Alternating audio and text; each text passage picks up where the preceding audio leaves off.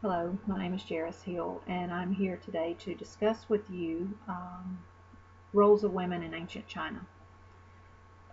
For almost 2,000 years, women have spent their lives being subordinate or being of lesser importance to men. First, they were expected to obey their fathers, and then once they married, they were expected to obey their husbands. The marriages were arranged by the father. They would consult an astrologer to determine who was compatible for his daughter or daughters. The girls at birth were not given names. They were called daughter one or daughter two, and so on. They were also customs that were taken and done at the birth of the girls, which were very humiliating. One was they would place the child under a cot, give her a piece of broken clay, broken pottery, to play with. And this was a representation that she would have to humble herself basically to men. Um, the broken pottery meant represented labor that she would have to work all the years of her life. Also, at the birth, they would announce it by giving an offering to the ancestors of the child, and this meant that the child would have to worship her elders. The rules of the woman during this time and many years to come were set by Confucius. The Confucian principle said that women were to be inferior to men as they were not equal to men and were not worthy of any type of education.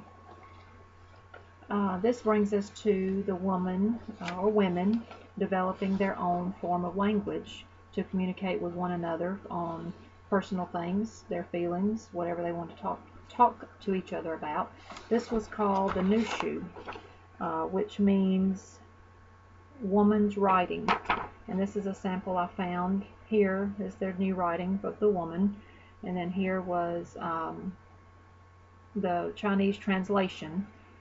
Um, some similarities, but not very many. They come up with their own. Um, the main job of the woman was to tend to the home. Well, the first main job was to bear sons, to carry on their name, the family name, and also to tend to the home, which meant cooking, cleaning, sewing, weaving, stuff like that of the home. Some of them did work in the fields, but mostly their job was inside the home. Um, husbands were allowed to have more than one wife, and the wives were expected to get along with each other and help each other the best way they could if they needed it. But on the other hand, if the husband died, the woman could not remarry, or she would be put to death. Interesting fact that I found during this project is something that women did that was very pleasing to the man. Was called foot binding. They would have their feet started as early as age 2, take their feet wrapped in about a 10-foot piece of bandage, 2 inches wide, with their 4 toes under the heel. Tightened it every day for about 2 years. And these are some of the results from that. You can see the small foot here, the toes under the foot here, and down here you have a line of girls with their pointed shoes.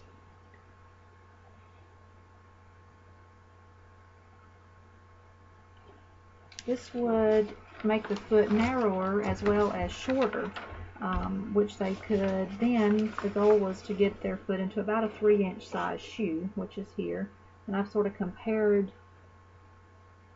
my foot with this. This is what they would try to get their foot into, and these are the shoes that they used, about 3 inches long.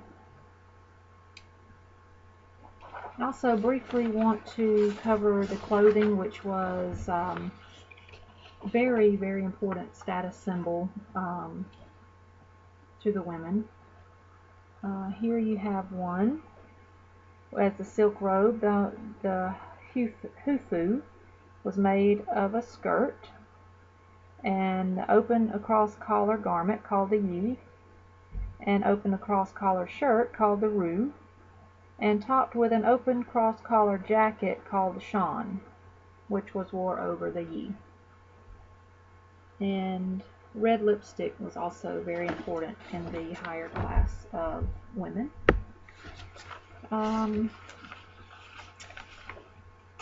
Around, I don't know, where did she go? Here she is. Empress Wu was the first woman that stepped up and made some changes. She became an ancient Chinese ruler, and she opened the door for women to get on the level of where the men were, to become educated and to have different roles rather than just being up under the man. Thank you.